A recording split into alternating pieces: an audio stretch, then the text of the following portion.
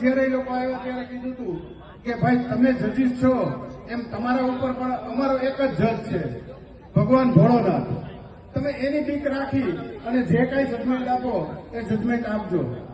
અમારા અનિલભાઈની વછેરી એને ગ્રાઉન્ડમાં લઈ આવી હતી તો એની પણ મેં ના પાડી દીધી હતી. પણ છેલ્લે જયારે બધા ભાઈઓને પોતપોતાની ઘોડી રમતમાં ઉતારવી હતી ત્યારે એની વછેરી એકવાર લઈ આવવા દીધી.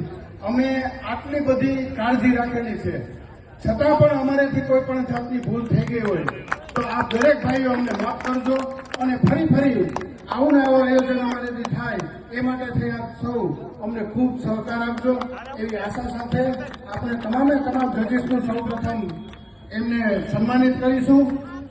હું તમામ જજીસને વિનંતી કરીશ કે તેઓ અત્રે સ્ટેજ પાસે આગળ આવી જાય.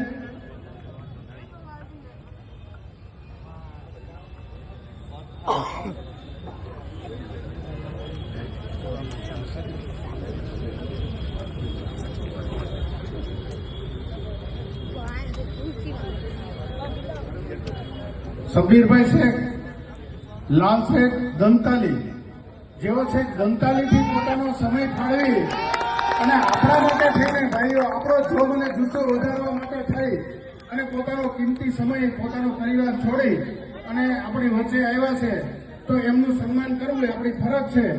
માટે હું મેહુલભાઈ ગોસ્વામીને કહીશ કે તેઓ શબ્બીરભાઈનું સન્માન કરશે હાર પહેરાવી અને મોમેન્ટો આપી.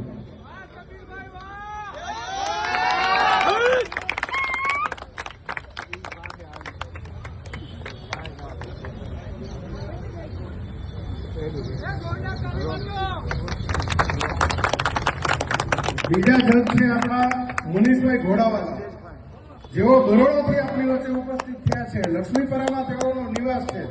તેઓ પણ પોતાનો કિંમતી સમય ફાળવી અને આપણી વચ્ચે આવ્યા છે. આપણા સૌનો ઉત્સાહ એમને વધાર્યો છે અને ખૂબ જહેમત લઈ અને ઈશ્વરને સાક્ષીએ રાખી અને એમને આ જજમેન્ટ આપ્યું છે એ બદલ આપણે સૌ એમને એક વખત તાળીઓના ગડગડાટથી વધાવીશું.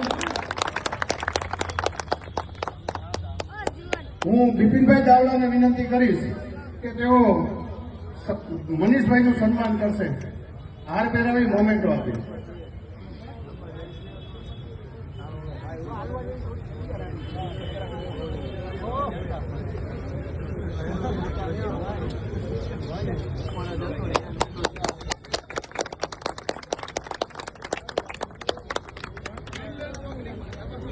સાથે મારી એક આપ સૌને એવી નમ્ર વિનંતી છે